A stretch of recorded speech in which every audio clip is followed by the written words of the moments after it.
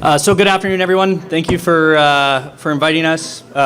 Also, quick thank you to some of our First Nation partners who are in the audience here today. It's great to see. Without your support, we wouldn't be here. So thank you for coming out. Now I know what you might be thinking, looking at the screen here. I guess a second CAM in a row, as well as Tech Lithium, another lithium company. But I'll tell you, this story is just a little bit different. Today I'm going to walk you through Tech Lithium's vision and the plans of building a resilient lithium supply chain in Ontario and in Europe, and how it's being supported by the current tested experience that we are enduring in Germany at this time. Oh, do I click? Sorry. I'm new at this, sorry. So before we dive into things, just some housekeeping. I will be making forward-looking statements.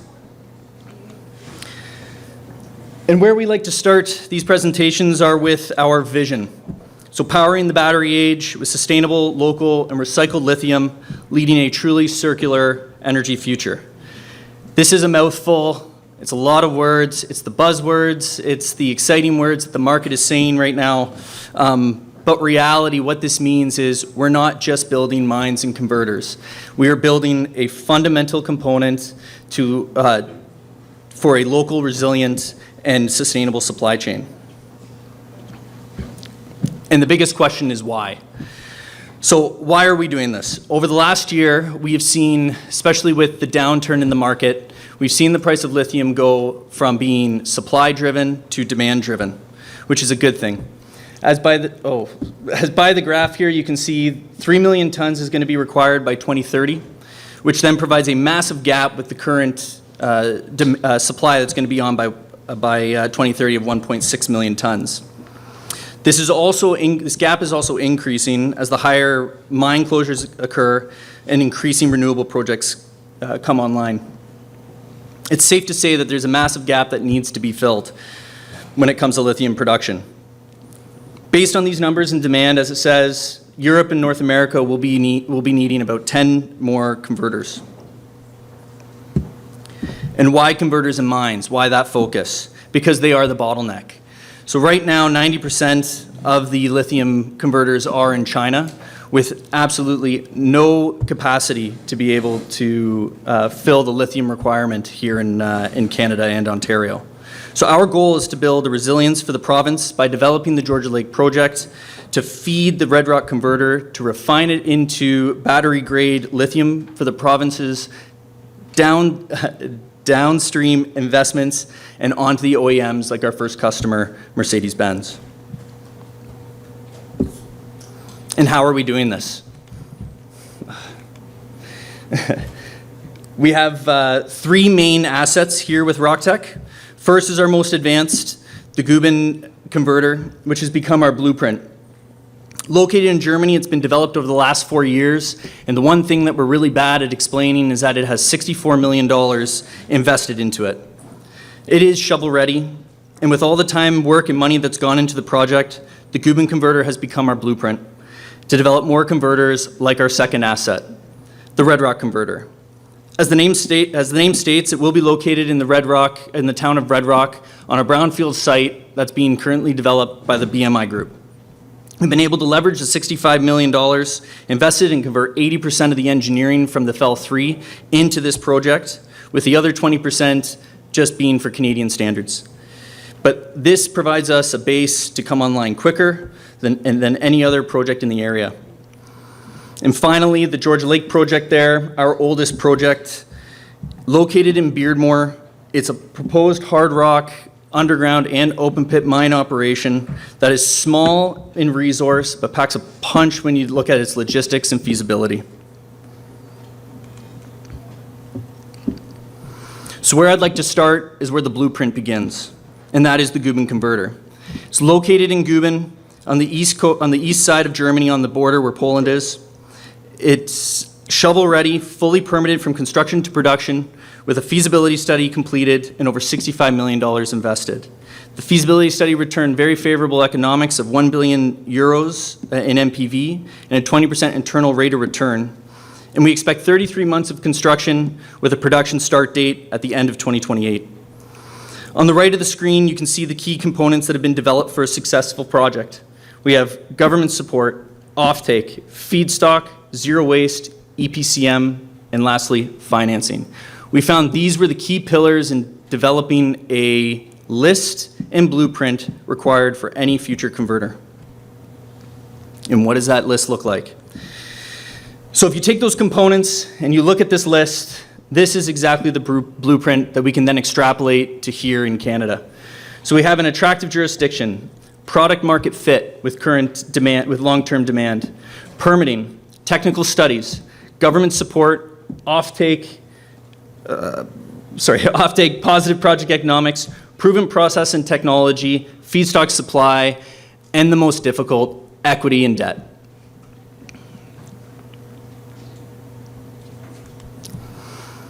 So all of this work over the last 4 years, and again, $65 million invested, it was rigorously reviewed by the EU Commission, who had awarded us the strategic project status. We are one of 34 total projects that were selected, which doesn't seem special, but when you break it down, it is 1 out of 3 projects in Germany and 1 out of 2 spodumene refineries in Europe. The recognition was due to a number of reasons that validated our blueprint. Lack of lithium supply in the area, independence from external supply chains like China, the plan for over 40 gigafactories in Europe, and the EU wanting to see locally sourced critical minerals. Very similar to what we're seeing over here in Canada.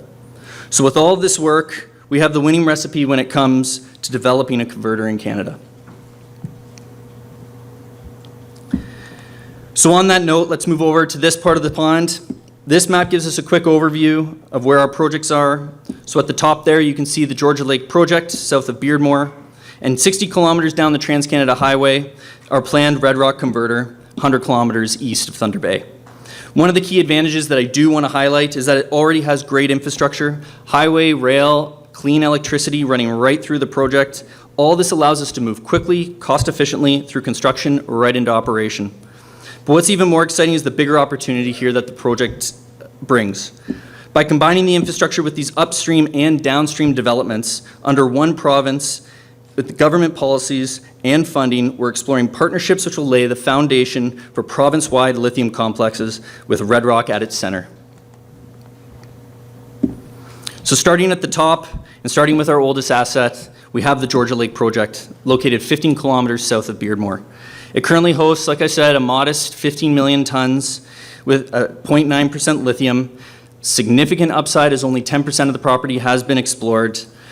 It has a pre-feasibility completed at the end of 2022 that returned an NPV of 200 million and a IRR of 36%, which we see as a very strong base to build upon this foundation. It has an underground and open pit operation with a concentrator that contains DMS and flotation. And the mine is designed to produce around 100,000 tons of spodumene with the ability to scale after we discover additional resources or partner with nearby projects.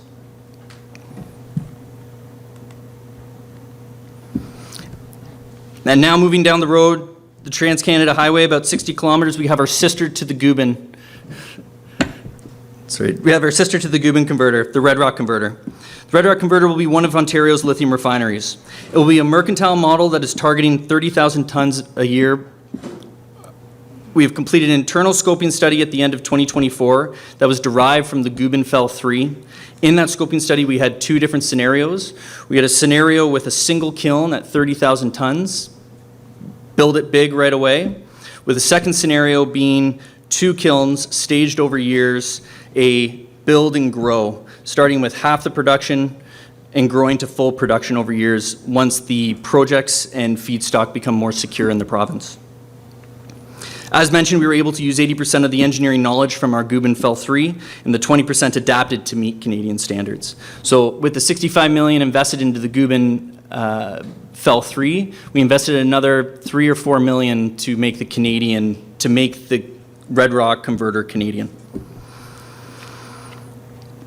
To date, we've been continuing to apply our blueprint from our Guben Converter to de-risk the project through permitting, feedstock delivery, and investment, which is all pivotal in getting this online before, or likely now, by 2030.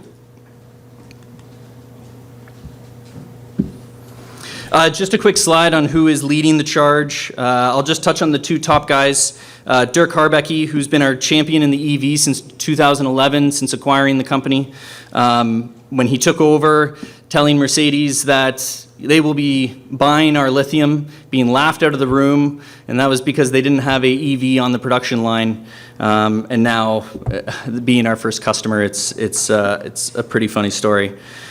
Newly appointed CEO Mirko Wojnarowicz, who spent his last years with Mitsubishi, and then also was pivotal in securing our binding feedstock agreements with C&D and Transamine, which ultimately is completing our mercantile converter model that we're going to adopt at Red Rock.